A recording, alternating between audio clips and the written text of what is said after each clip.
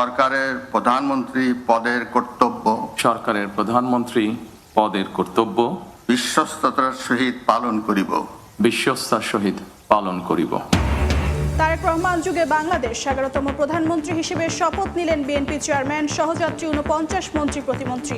মা বাবার কবর জিয়ারত প্রধানমন্ত্রীর।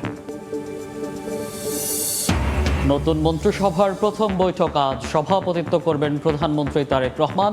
নবনিযুক্ত মন্ত্রী প্রতিমন্ত্রীদের বরণ করে নিতে প্রস্তুত সচিবালয়।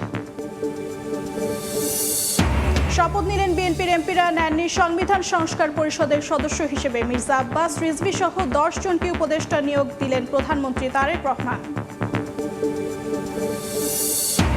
নাটকীয়তার পর জামাত ও এনসিপির শপথ। বিএনপি সংবিধান সংস্কার পরিষদে শপথ না নেয়ায় নতুন সংকটের শঙ্কা।